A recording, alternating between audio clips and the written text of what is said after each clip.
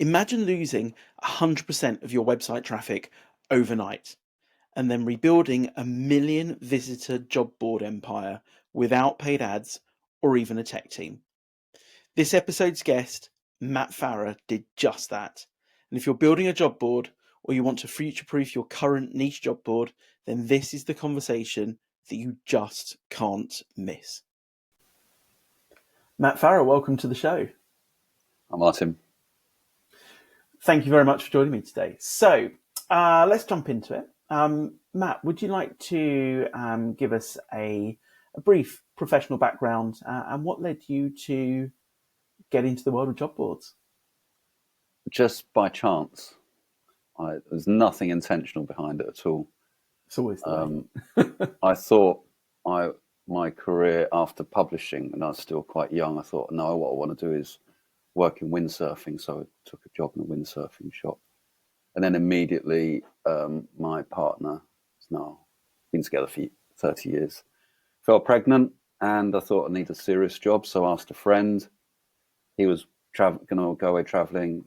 He'd been working for a friend of his, got me a job, and that was at Aviation Job Search, which had just launched. And it was around the time of 9/11. So challenging time in the aviation world, and helped them. I was first in the door, helped them build it up, and they exited a few years later. And by that time, I was fully immersed in job board land. And I didn't want to work at a large company, which is the company that had bought it. So after a year, decided I'd try and go it alone. And very soon after that, launched nurses.co.uk. Well, it wasn't nurses.co.uk then, but it was a nursing job board. Mm-hmm. And I just thought there was one player in the market, staffnurse.com. I thought, well, it's a big enough market. We only need a small slice of that pie to make it work. And thought that makes sense. Growing, it's aging population. People always need healthcare, so makes sense. Then we bought the domain name nurses.co.uk a few months later, which has really helped. Yeah, absolutely. And how long ago was that, Matt? 17 years now, 2008. I know. and I suppose the good thing about healthcare, much from if we think about the recruitment side of it as well, in terms of healthcare and nursing recruitment agencies, is that it's very recession proof, I suppose, as well. Yeah, it's changed a lot, actually, the industry, since we joined it. It was all about agency nursing back then, and it's not anymore. But what it allowed us to do is get a foothold in the market, like you say, in the healthcare market. So we purchased, actually, we've got 4 job boards now.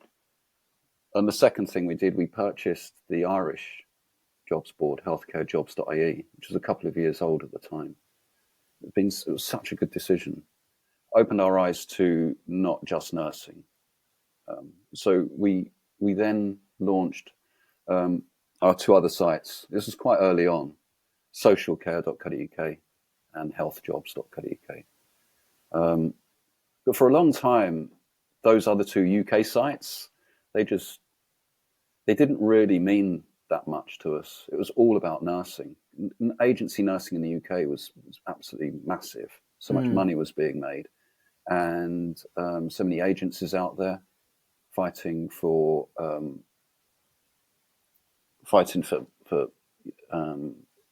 NHS contracts. And when they won them, they'd come to us and advertise. Those were the golden years. It's actually my background. So I originally started in the recruitment world in healthcare and nursing agencies. Okay. So it's very nostalgic to talk about it, and it was absolutely the glory days of fighting for NHS spend, whether that be on framework or off framework. But that's a whole different conversation. But so talk to me. So obviously, back in those days, it was all about agency. And I know that over the previous, decade or so, if not more, there's been a huge shift in how the UK NHS tries to allocate spend and tries to remove agency as much as possible. Have you seen that? Have you seen that replicated in your client base, in your business? Massive. Yeah, it's been seismic, the change. I think if it hadn't been for COVID, we would have been where we are now, a couple of 3 years ago. But I remember the around 2015 headlines, Daily Mail, other newspapers. It was about these fat, rich owners of agencies, not fat physically, getting fat off the cash, making too much money out of the NHS. Yeah. I think there was pictures of their houses, 6-bedroom houses, and just saying this is ridiculous. Doctors are getting paid, X pounds per hour. Nurses getting paid twice, what they would be getting paid as a substantive employed nurse. I knew at the time that this was not going to go on forever.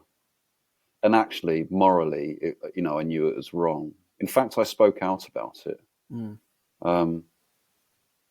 And so George Osborne started to, make noises about cutting back on agency spend, reducing the amount of agencies on the framework, reducing, edicts about the number of agencies that trusts could use, and also capping the hourly spend rate for an agency nurse. So it's had a massive effect. Over 80% of our client base was nursing agencies. It's less than 50 now. And how did you... Go on. Sorry, Matt. This is really quite interesting, and maybe we'll talk offline a little bit more about the headlines. But what I find really interesting is, obviously from your perspective, you had to probably build relationships with entirely new people and entirely new organisations. How did you navigate that? I guess so.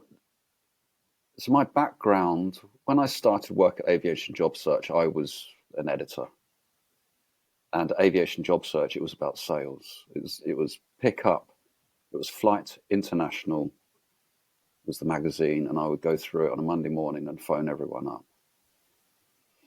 And when I started my own business, it was the same. I just got a book of organisations in the industry I was in, and I literally went down it. I gave myself a goal of 50 actual conversations every day.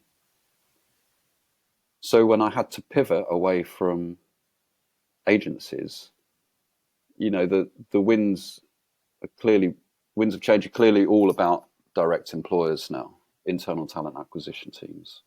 So it was about reaching out to them and growing that market. And it's got harder now. Sales is much harder now because people don't pick up the phone and people don't reply to emails. So how would you? And actually, that was going to be my next question, which is exactly that. If you were having to start from, not from scratch, but had to kind of ramp up your sales activity nowadays based on some other change happening in your industry, how would you deal with that sales process nowadays? It is really hard. We rely on incoming inquiries now quite a lot, but even those, a reply, I get probably 10% of the people that inquire and I reply to them by email. Only about 10% ever get back to me. My recommendation is to do kind of what you're doing and what I've done, which is you have to build content and an identity around what it is that you do. And you have to work hard at growing that profile online, just like we're doing now, talking about what we do.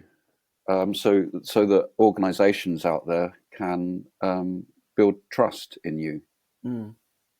Because it's really hard. The bar to entry is so high now because the amount of money you need to do what we do as a job board is much greater now than it used to be. So to be seen to be a trusted, mature brand is difficult. You have to invest a lot. You have to offer a service that's equivalent in terms of a frictionless user experience, equivalent to Indeed and Read and CV Library. but you're doing it on a fraction of the revenue.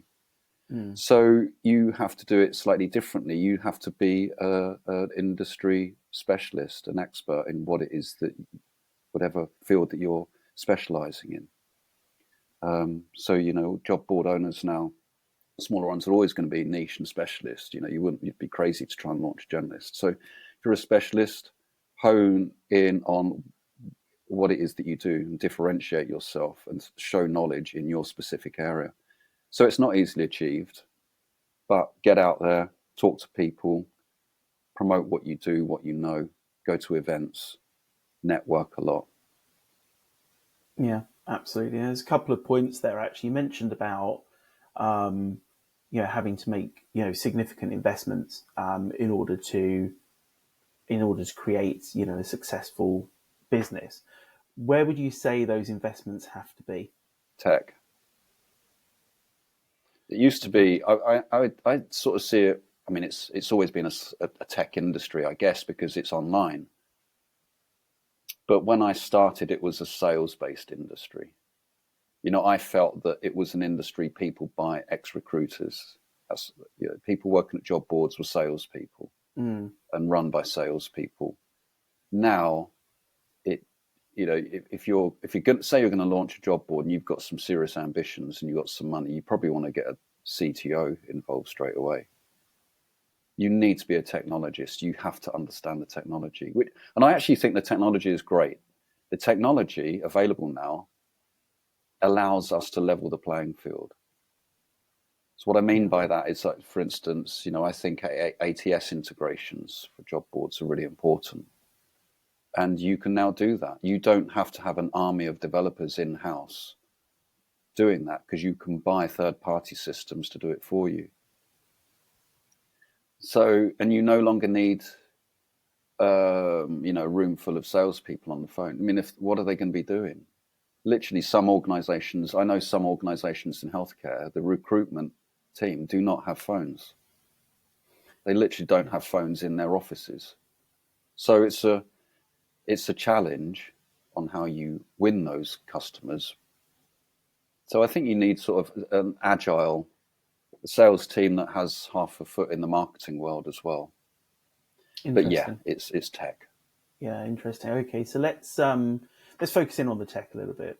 So obviously, the last kind of almost 2 decades in the industry, you've obviously seen a real evolution of technology. You mentioned there just about even ATS integrations. 20 years ago, people weren't really talking about ATSs. They were still recruiting on spreadsheets and what have you. So let's talk about technology evolution. What did your technology look like when you first started? How did you first kind of build out the job board, and what's been that evolution from there until now? And I know that you're planning on what's next as well from a technology perspective. But let's talk about what that evolution looked like. So make sure I do answer your question. I will. But I suppose my business life has been shaped by the problems that I've had to face. You continue merrily along, complacently, until the shit hits the fan. In fact, I've learned now to don't wait until the shit hits the fan. But the shit really hit the fan for me in 2011. So I'd been working in the job board industry for 10 years by that point, and I hadn't really ever had to think about SEO. I hadn't even thought about marketing, not really. If you were first to market with a job board, you'll get organic traffic, enough organic traffic. That's why there's so many job boards have really rushed to the market, because it was relatively easy.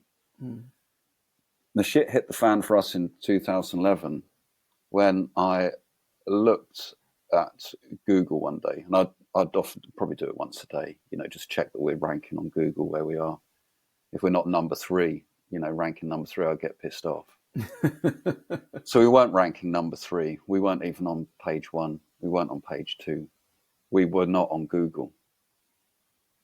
And I did a domain name site search as well. We had disappeared off the face of Google. And like that was where we got all of our traffic. I didn't pay for any traffic. You know, I would send a newsletter out once a month to our subscribers. That's all I did.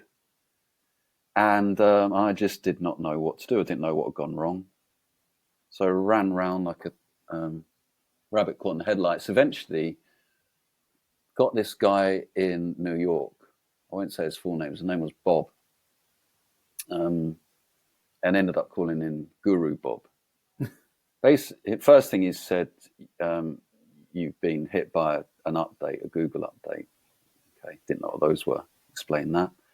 He said, you've been hit by it because you've got thousands and thousands of links from betting and porn sites pointing to nurses.co.uk.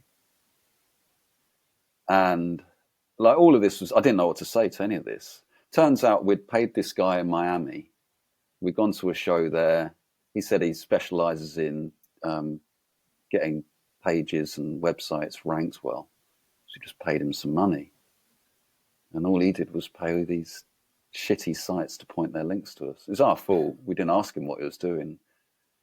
And so I learned a lot. In a very short space of time, I learned a lot about how to get out of a sandbox, what SEO meant, and that's what got me into content marketing. My publishing background, that meant a lot to me.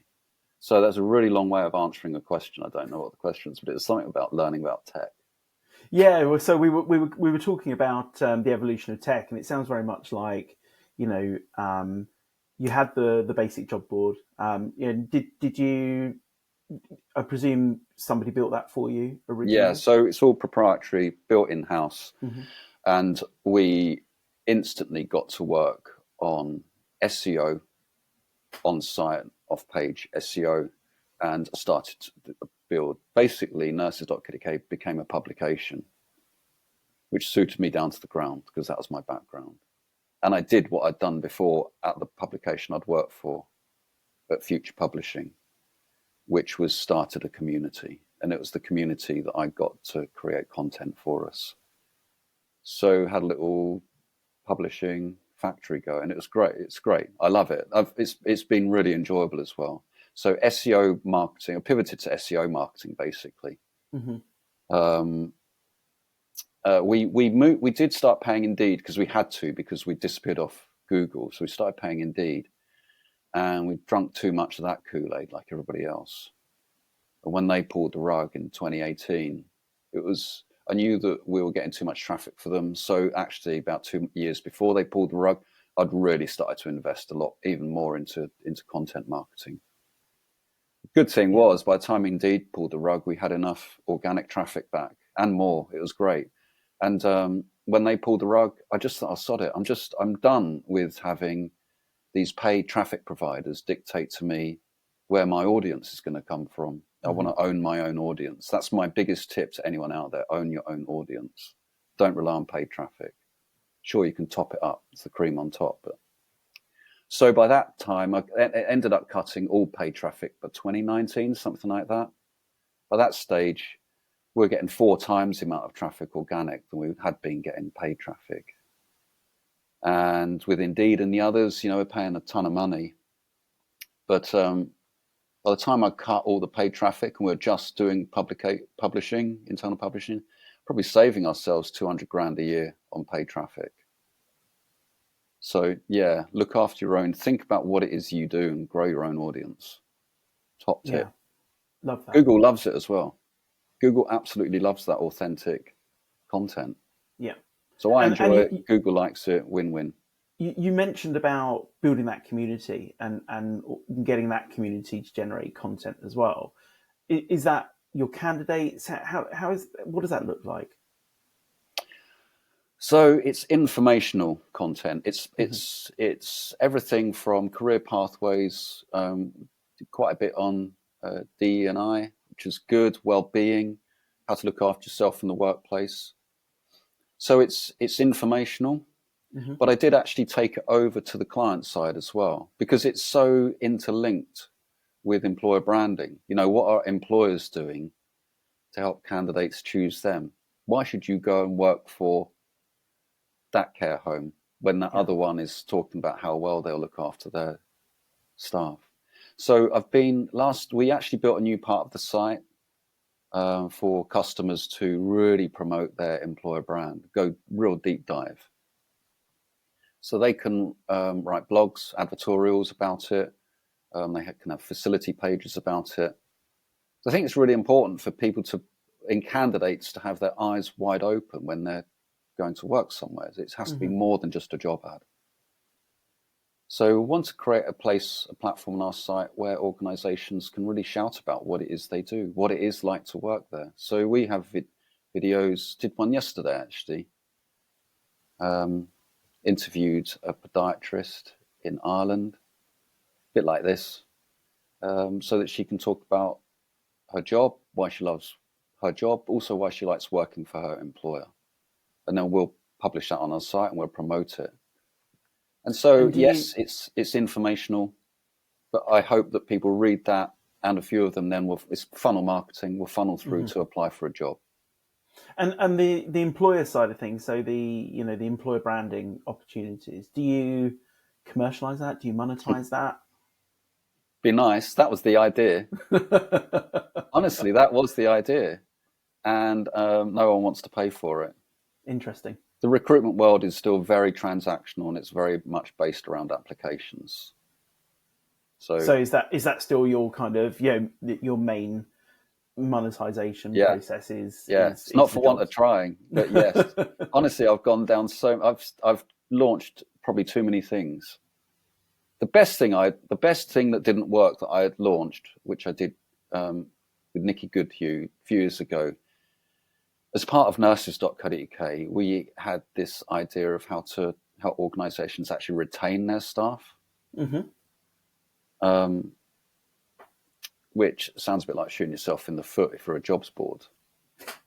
But Nikki is really big on well-being and coaching, using coaching techniques. And we launched this idea where we would help organisations, and we did do it with the NHS and Bupa as well. And Nikki would go in, and we hired some others. They were all nurses, and they would sit with nurses in these organisations, half an hour each week, helping them understand why they feel challenged in their job, and seeing if we, through coaching techniques, could help them navigate their way through those challenges. And if not, what other career pathways were there available in those organisations? So the idea with the NHS is, look, rather than completely lose that talent, they retire or they decide they want to go and work in another industry or in private healthcare. Why not flag up their challenges and show them other pathways internally? So it works really well. It was really nice. We had great feedback. It was such positive feedback. But there's no money in organisations for retention. There's no pot marked retention, and there's no pot marked employer branding either. Not for outside organisations. And I understand that money is so tight at the moment. It's all about bums on seats. And that's why, the conversations I have with other job board leaders is the future around pay per hire, pay per application.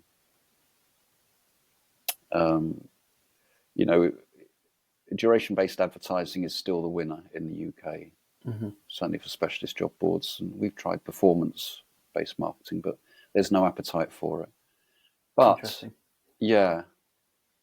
but that's where it's all the money is still in recruitment and paying for applications or paying for candidates, whether it's paying per interview or per application or per hire. That's just moving the same chairs around, but it's all about recruitment spend. Yeah, but ultimately, from your perspective and from your job boards, duration based is still the winner when it comes to monetizing. Interesting. Okay, that's good to know. Really good to know. So what does the business look like now then? Share with me some metrics. Team size, number of clients, number of candidates. What does it look like now? Number of clients. So we have 74 clients, paying clients at the moment. We don't have any free clients. I don't do that. I don't see the point. Nurses.co.uk has just over 1 million visitors each year. Not all of those are active job seekers. So we have a lot of content on there that people are looking at. We have around 500, 600 applications a day. I like to see about 100 new CV registrants each day.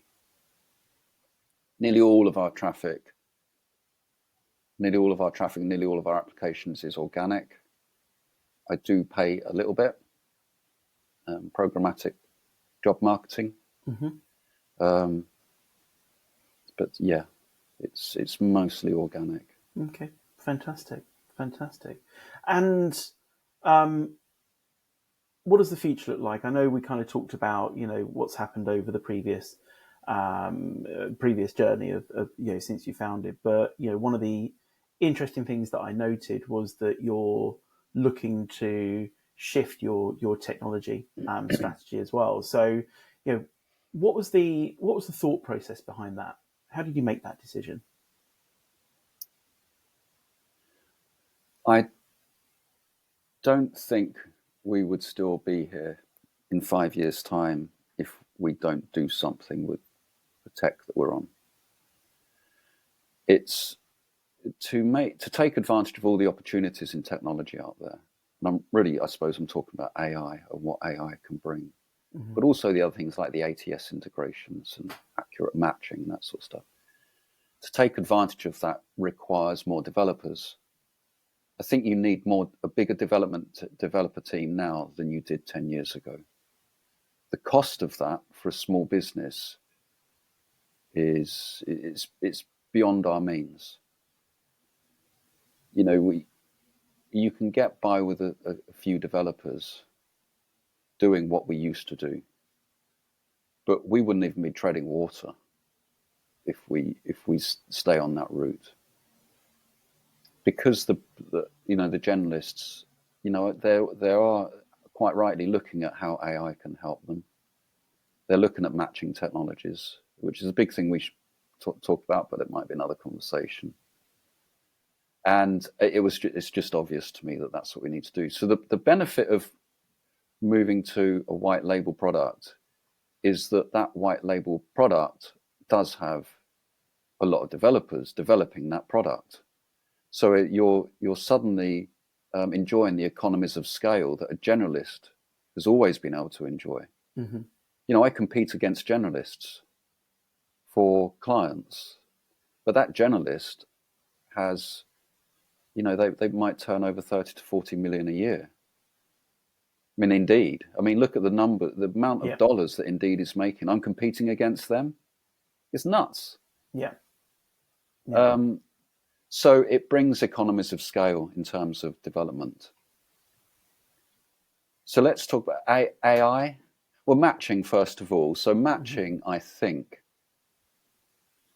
no one knows, but I think we have lived through the era of search.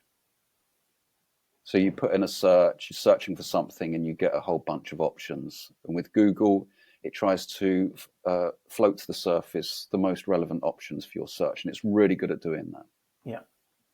But you're still searching, you've still got a load of options. Match is where you give that something a bunch of data about you, and it will surface things that most accurately match that data.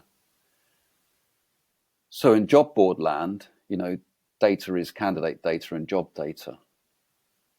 And being able to mine that data to surface correct matches, one to the other, jobs to candidates, candidates to jobs, requires tech.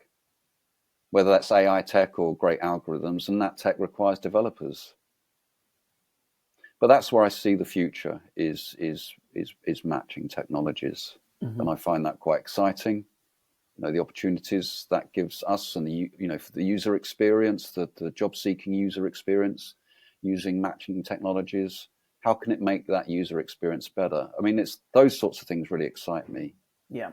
Amazon won the game because it made the user experience absolutely frictionless. They were absolute masters of it years ago. Yeah. And And I just think the platforms that, and I do think Indeed is good at it. Damn them. But they make it, they really hone in on the user experience, the customer experience, and the user experience. Yeah.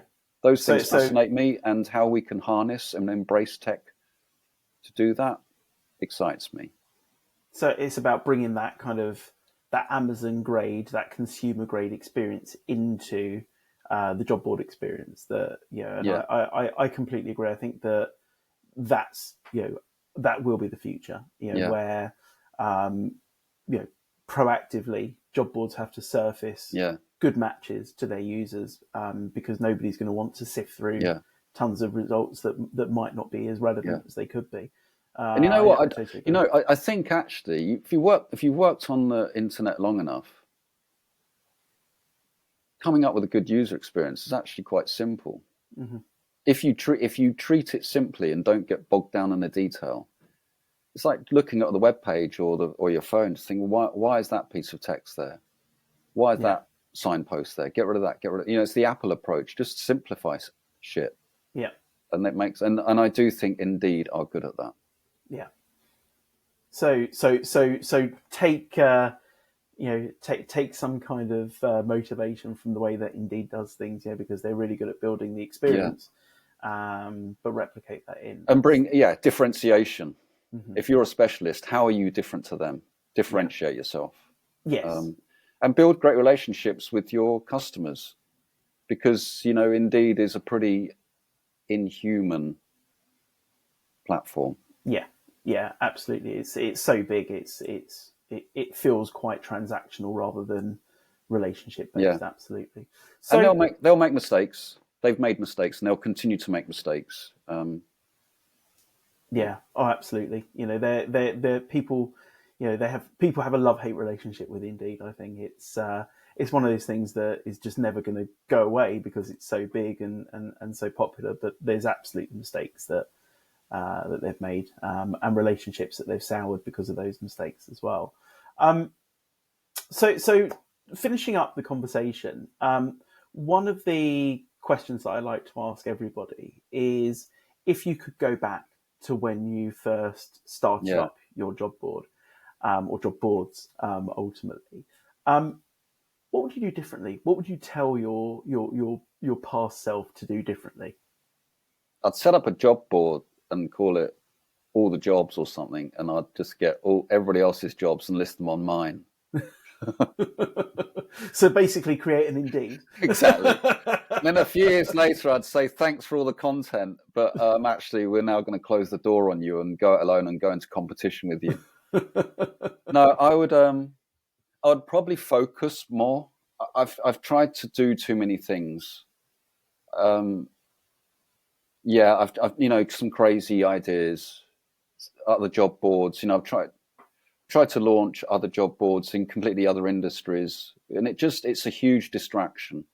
So I would recommend to anyone, if you've got money coming in and you've got clients, build on that. Try hard not to get distracted. Like I say, the retention, the coaching stuff that I did with Nikki, it taught me so much. And I learned so much from that. And it probably took me on the path. I combined that with the content we were doing to do employer branding. I got really interested in that. So sometimes it helps, but, try not to get distracted. And I'd also focus on your P&Ls, mostly your L's. How much money you're spending. I will stop something if I'm kind of not using it, but it's only cost me £8 a month. I will stop it. Amazing how quickly those £8 a month add up to quite a lot of money. Yeah. And ultimately, we're only doing this to pay the mortgage. So you can have a shit ton of money coming in, but if you're spending a shit ton of money going out, what's the point? Cut back on stuff, and be prepared to make some really hard decisions and make them extremely quickly. I think that's the key in a small business. Look at what you're spending, make decisions quickly, and you're going to have to make some really hard decisions quickly. For people that you enjoy working with, you're going to have to let them go at some point. That is going to happen. And these are people that you work with in the same office day in, day out, and get to know really well. Yeah. The challenges of owning and running a small business summed up there quite nicely, I think. But on that note, Matt, thank you very, very much for your time today. It's been delightful to talk to you and to learn so much more about your journey as well. But in the meantime, where can people find you if they want to connect with you? LinkedIn, I think it's /Matt Farrah. Well, we'll make sure I love meeting people as well, so learning from others. So conferences, upcoming conferences and exhibitions. And... So the JobBoard Connect was just a couple of weeks ago. It's another one in October. Mm-hmm. I find them invaluable. I have a monthly JobBoard Leaders Roundtable, Stephen Rothberg. Get in touch if you work at a job board, you'd like to be, or supply job boards, you'd like to be involved with that. That's really good, actually. We pick a subject, Stephen picks a subject. He's a great chair. And we chat it through. Excellent. Well, we'll definitely make sure that's linked to as part of the description for this video, because those kind of resources are invaluable for other job board builders as well. But on that note, Matt, thank you so much for your time.